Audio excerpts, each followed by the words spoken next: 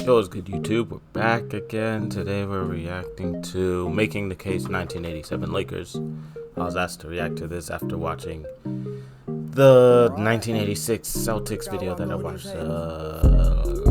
3 weeks ago, 2 weeks ago, maybe a month ago. I don't remember, but it was like the third or second video on this channel. You can check that one out if you want to. So I'm going across the line and reacting to this next. So yeah, obviously this is the one with Magic Johnson and Kareem and things of that nature. So let's see why they are possibly the best team to ever exist in NBA history. Sponsored by NordVPN. What's the goal of basketball? To win, right? But not just to win individual games. The ultimate goal is to win a championship. Of course, basketball is a team sport. Championships are won by the most complete, most inspired team. Every champion deserves credit, but the question on my mind is, who's the greatest team of all time? With apologies to Bill and Wilt, I have a list of 8 teams since 1970 that I want to look at as having a claim to that distinction. It is a loaded question, and one that I ultimately can't answer. Is it the teams that were front runners from beginning to end? The ones who were unbeatable at their peak? Maybe the ones who tapped into something special and overcame countless obstacles? There is no right answer. It's your job to make your own call, and it's my job to make the case. So today, I'll be making the case for the 1987 Los Angeles Lakers as the greatest basketball team of all time.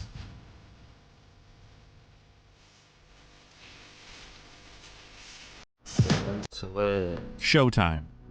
There was no other name for it. It was the name given to the Lakers by owner Jerry Buss. It was a name that perfectly encapsulated nearly every aspect of the team.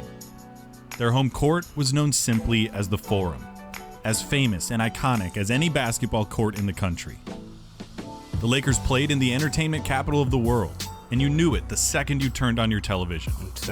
Admiring their play were the most recognizable faces on planet Earth. And the play itself was sublime. Fast breaks were finished with authority. Some of the fastest, most athletic players in the world streaked up and down the floor, bringing buzz and excitement, thanks in large part to their marquee player, the most dazzling passer the sport ever saw, the best point guard who's ever played, a man so mesmerizing and breathtaking that he is known simply as Magic. These Showtime Lakers became an instantly identifiable brand. Exciting, flashy, and victorious. As ubiquitous to basketball offense as the bad boy Pistons are to defense. The Lakers went 65-17 in the regular season and faced little trouble in the playoffs, going 15-3. What I really want to look at is their offensive rating. That's a number that tries to be a synthesized reflection of a team's ability to put up points. The 87 Lakers set the record for the highest offensive rating in NBA history and held on to that record for over 30 years. The team was spearheaded by the Hall of Fame trio of Magic Johnson, Kareem Abdul-Jabbar, and James Worthy, supported by Byron Scott and Michael Cooper at the guard positions, and big men AC Green, Michael Thompson, and Kurt Rambis. That's not a crazily... There's a lot of star power on that team. That's not a crazy Managing those egos took a lot of talent, skill, and charisma. Exactly the things that head coach Pat Riley brought to the table. His cool persona, slicked back hair, and far-reaching influence gave way for Riley to be known as the godfather of modern basketball. He won a championship as a player on the 1972 Lakers, coached the Showtime teams to 4 rings, won another as the coach of the 2006 Miami Heat, and after giving up coaching duties to become team president of the Heat, built 2 more championship squads in 2012 and 13. In total, only Riley's thumbs would be cold were he to wear every championship ring that he possesses. At the dawn of the 1986-87 season, Riley facilitated a symbolic transfer of power within the Lakers that was, as far as I'm concerned, unprecedented. Though the Lakers had thrice been champions since drafting Magic Johnson in 1979, the question of whose team it was between he and Kareem remained a subject of debate. In this offseason, following a flameout against the Houston Rockets in the 1986 playoffs, was that? Riley decided following a flameout against I've never seen that in modern basketball. Did bro just hit a you know the set move in volleyball when you just do it behind you and there's no way, bro. Remained a And that subject went of in, debate and that was a buzzer in beating this shot. offseason following a flameout Have you ever practiced against that the Houston shot? Rockets in the 1986 playoffs. Riley decided to make a change.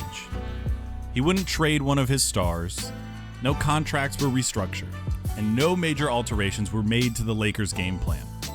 Instead, he sought out the league's elder statesman, his 39-year-old center, the captain, and told him that it was time. There could be no more confusion or ambiguity. The Lakers were going to be Magic's team. They had to be Magic's team. And to the undying credit of the man who won his first Finals MVP in 1971, Kareem acquiesced. The leading scorer in NBA history handed over the car keys, knowing The once was leading scorer in NBA history. that Magic had the ability to drive these Lakers to immortality. Magic had a profound love and respect for Kareem, and when Riley told him to take the driver's seat, Magic's first question would be how the most decorated basketball player of all time would react. Riley assured him that he'd already spoken to Kareem, and that the big man had given Most decorated basketball player of all time. You mean like flashes? Like they decorated him with accessories, clothes? What do they mean do they mean like titles? Rings? Stats? What do they mean decorated? Magic his blessing. The transition went off without a hitch, not a hiccup, not one drop in efficiency, Oh my gosh. not one errant glance exchanged between them. Lob City right here. Add on top of it the fact that Magic and Kareem are about as different as two personalities can be, That's a and that pass. partnership is even more impressive. Hook. Their opposite personalities were apparent in their very first game together. Kareem hits a game-winning skyhook at the buzzer, something he'd been doing since the Nixon administration. And you see his cool, composed disposition on full display, as if he'd been there 1,000 times before. With a rookie If. Magic Johnson draped all Probably over him, has. hugging and jumping, celebration and adulation radiating off of him like a Chernobyl of positivity. They were different, but history had decreed that they would form a partnership that would be the backbone of the greatest offense in NBA history. Some good passing right there. They didn't average the most points per game of any team ever, but with the players that they had Good block. and the things that Give they me could that. do, I'm on the way. they are unparalleled. You know what else is unparalleled? NordVPN's ability to protect NordVPN sponsor me. I'm never gonna stop doing that. Shout out Chunks. Golly, this is a long ad. in NBA history starts with the greatest offense in NBA history starts with Earvin Magic Johnson. He is only the best point guard in the history of the game after all. And the What's your opinion on that? I'll probably I'm gonna leave a poll up on my channel in the community section. Vote who you think is the best point guard of all time. 1987 version of Magic was his best version, the year that saw him take home his first MVP trophy. The most notable manifestation of Magic's new role was in his scoring. Magic had always been able to put the ball in the hole, but he took this aspect of his game to a new height in '87. He'd spent the entire offseason honing his abilities with his back to the basket, getting advice and training from his NBA peers, including Kareem. Magic picked Kareem's brain on the specifics and mechanics of Kareem's signature hook shot, on what exactly it was that made the shot so deadly, and in what situations it was most useful. Combine these new skills with a killer instinct and aggressive approach that would have made Michael Jordan proud, and Magic saw his scoring soar from an average of 18 points a game over right his hand, previous left side. 7 seasons to 24 a night, good for 10th in the entire Spin NBA in move. point per game I scoring. said spin He could move. slice into the lane, my gosh. finish with ease. Oh back down- wow! Switcheroo with the left hand in midair. on opponents in the paint, and picked his spots with his jump shot. And as good as Magic was at getting his points in the normal flow of the game, he was now Fader. coming through in the clutch, taking and making the big high-pressure shots all season long. I don't think This I've ever seen propensity a to Magic score buzzer meant beater that before. defenses now had Well to said. key in on Magic more than ever. Perfect. Now all he had to do was rely on his abilities as the best passer in the history of basketball. Now all he had to do was rely on his abilities as the We're gonna act like that's normal. Okay, I guess. Let's just continue the video. best passer in the history of basketball to set up his teammates and put them in position to succeed night in and night out. He messed up. He Still found made it open teammates and got the ball to them in Crazy ways bounce that pass. baffled the imagination. It didn't matter if you thought he couldn't see you. up. Euro, He knew you come were there, and he here. would get the ball to you in a way that only he could. And I've yet to Full mention court the bounce fact that pass. Magic Johnson played the position of point guard Very at impressive. an imposing height of 6'9". He could peer over defenses, presented matchup problems the was a second he took bullet. his warm-ups off, Don't put your hand and in the way. excelled at grabbing boards and initiating breaks all by Chicken himself. wrap. Where most point guards, past and present, rarely stand taller than 6'4", Magic moved with the same speed and grace as Pete Maravich and a That's body the changing size these of days, Bill though. Russell. With Body Magic at the the helm, size of Bill Russell. All right, you're doing a bit too much. the Bill Lakers' Russell was not full-court offense 6'9". became unstoppable. Worthy, Cooper, and Byron Scott broke down the court alongside Magic in a blur of purple and gold, slashing and dicing into the lane for easy transition buckets. Fast breaks stole the breath of every spectator who wondered what marvel LA would treat them Come to. here. A tactic pioneered by Cousy and Russell, elevated Oh, that's into a art. nice pass. It faked me out. Add on top of it the fact that Magic is one of the most decorated, celebrated, and respected leaders in the history of sports. And the player we're talking about isn't just one of the most important figures in basketball history. He is the baddest man on the planet. And in the half court, the Lakers personnel was a true embarrassment of riches, anchored still by Kareem Abdul-Jabbar. In the regular season, Kareem averaged 17.5 points a game and a shade under 7 rebounds, signs that he had indeed entered a new stage of his career. He was still laughing in the face of age, despite turning 40 that April, right before the playoffs began, thanks to a regimented diet and a training program that included martial arts and yoga. He led the team in blocks, was the second leading rebounder, third leading scorer, and was the 5th most accurate shot taker in the league, Oh, wow. thanks to High field goal percentage. Magic. the skyhook, Oh, the surest 2 points in basketball history. they got to bring that Pivot back. of the foot and a flick of the wrist, Kareem Abdul-Jabbar was the If Wemby develops a sky hook, I mean, the league's already finished, but it. sole owner of the most lethal offensive weapon in the history They of don't do basketball. these no more. The move was practically unstoppable, virtually unblockable, and as effective in 1987 as it was when he entered the league in Imagine it becomes Wemby's go-to to the point that it's a clutch game. It's last seconds of the game. It's they're down by 1. They give it to Wemby. He goes to the post. It's over. It's over. At that point, he one fake turn. Yeah, automatic. Nah, that would be crazy if he added that to his bag. 1970. He couldn't quite keep up with the breakneck speed of the Showtime transitions. But even at 40, Kareem was still capable of rising to the occasion, reaching into the Wayback Machine, and submitting absolutely vintage performances. He raised his scoring average in the playoffs and was the team's second leading scorer in the finals. And the man still had more in the tank. The Lakers repeated as champions in 1988 when he was 41, and made the finals again in 89 when he was 42 years old. And the whole time, Kareem was so good, the skyhook was so effective, that the Lakers had no reservations calling end-of-game plays for him.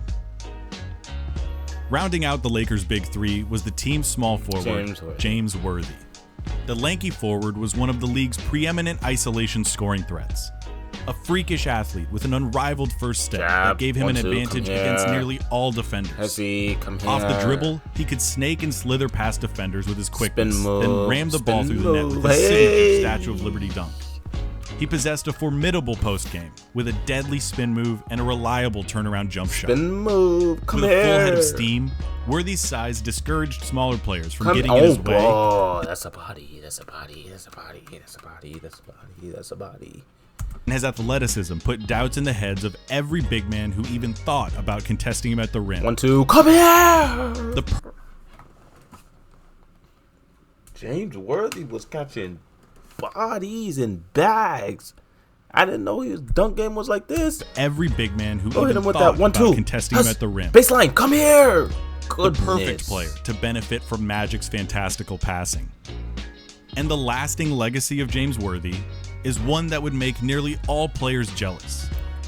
He is remembered by his nickname, Big Game James, a player who routinely raised his level of play on the...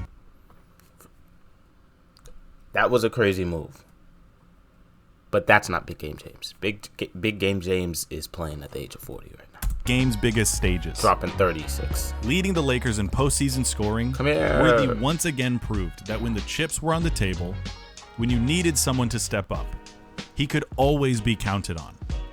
His achievements sometimes get overlooked because of the star power that he played alongside and because of his willingness to play into the team system rather than gunning for his own stats. 1-2. Hey. But it is because of this unselfishness and uncompromising desire to win that make James Worthy a Hall of Famer all the way down and a by bona himself. fide champion. He passed The greatest point guard to ever play, the all-time leading scorer in NBA history, and one of the most underrated and unheralded superstars of the modern era. Not a bad core, right? But let's address some needs. How about some shooting?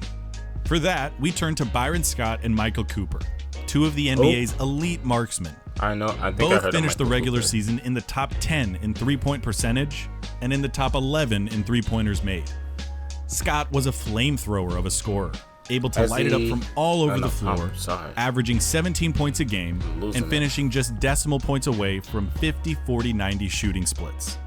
And even though Cooper came off the bench, he was a capable distributor, averaged double-digit points, and finished the season with the second most three-pointers made, trailing...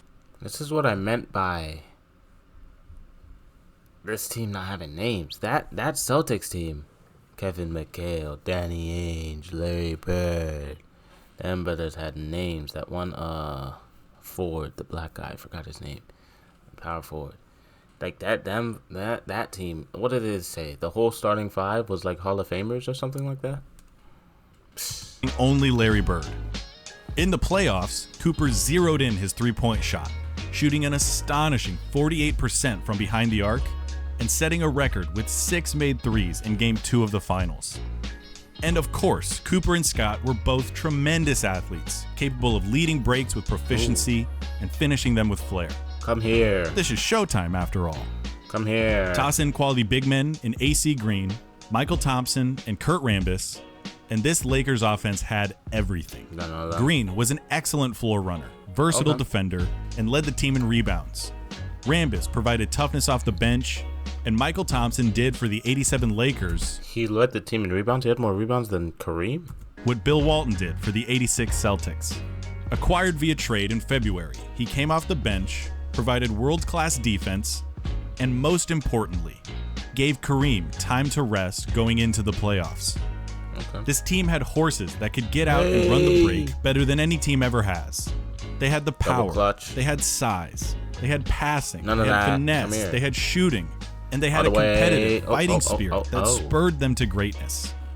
It wasn't just that the Lakers were fueled by a few stars. This wasn't a team that relied on dueling guitar solos. The strength of this team came from everywhere and everyone. It was an orchestral offense, and Magic Johnson was the conductor. But there's a crazy pass. He's not even looking, but the yin and yang to this kind of stuff. So if the Lakers are so good at offense, they can't have been that good at defense, right? I'm afraid they were. Because not only was Michael Cooper one of the best shooters in the world, he was also one of the best stoppers in the NBA. Over his career, Coop was selected to 8 all-defensive teams, with 5 of them as a first-team selection. 1987 was his zenith as a defender, as he took home Defensive Player of the Year honors. That's right. The '87 Lakers had the greatest offense of all time and the best defender in the NBA. Okay. Coop was a prototypical swingman, capable of guarding quick, shifty point guards and bruising, stocky forwards. With a slender 6'5" frame, the team's sixth man was obsessive with his preparation and film study, going so far as to watch tape of Larry Bird while he sat in bed next to his wife. Clearly that didn't work. Commitment to his skill set that makes it no surprise that Larry Bird called Cooper the best defender he ever faced. Worthy wouldn't be confused with Scottie Pippen, but he was a master at using his length and athleticism to bother other forwards, raising his level against headline matchups and relishing the opportunity to go against the Birds and the Dominique Wilkins.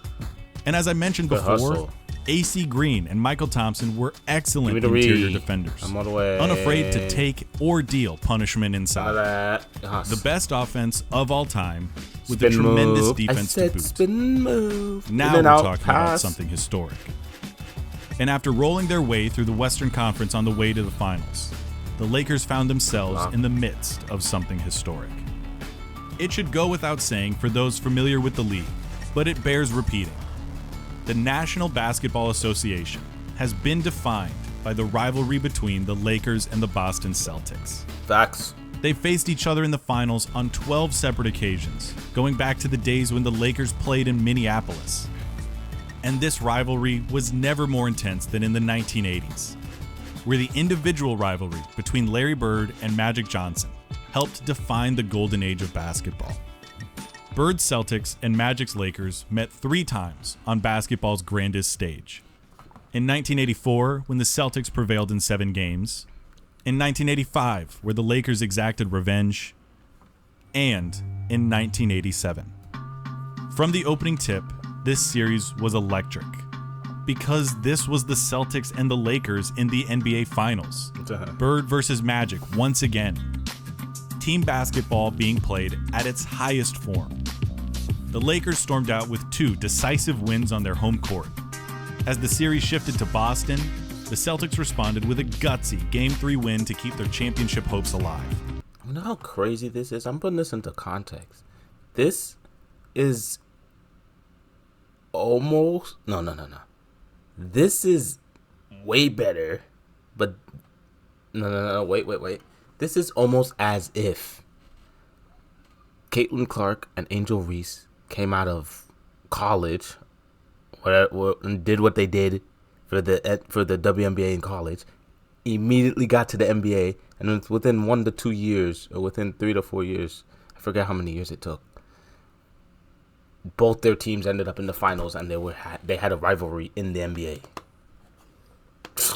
Like, what? That's wild. That would be crazy. Because with already the big hype that they had over there in March Madness, them going against each other, stuff like that. And that's also if they went against each other in the finals in the last March Madness, which they didn't. I think Caitlin Clark was going against one of the Carolinas. And in Game 4, those hopes were bolstering to legitimate aspirations. The Celtics built a 16-point lead in the third quarter, hitting everything they looked at as Bird started to catch fire.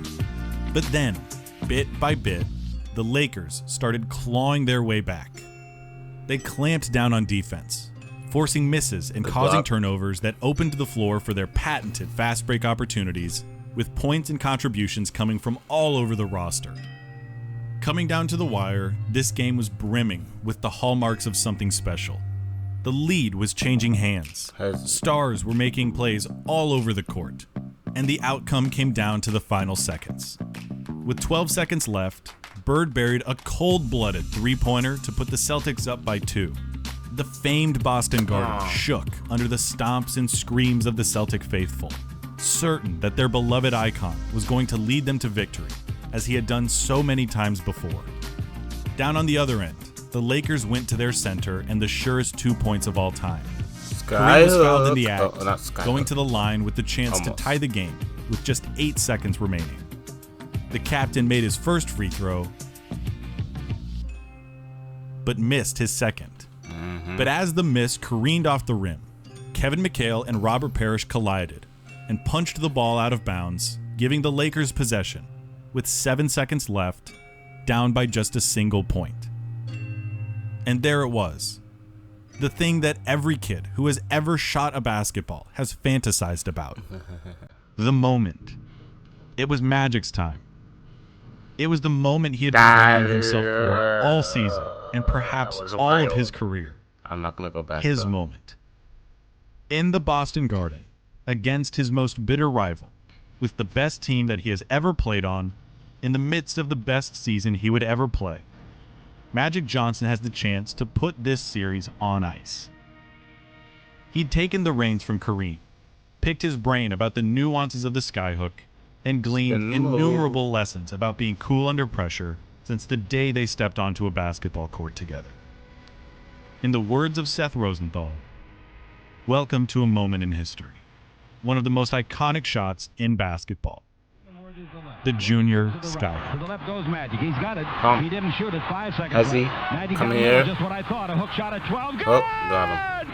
2 seconds left. The Lakers take the lead on Magic Johnson's running skyhook.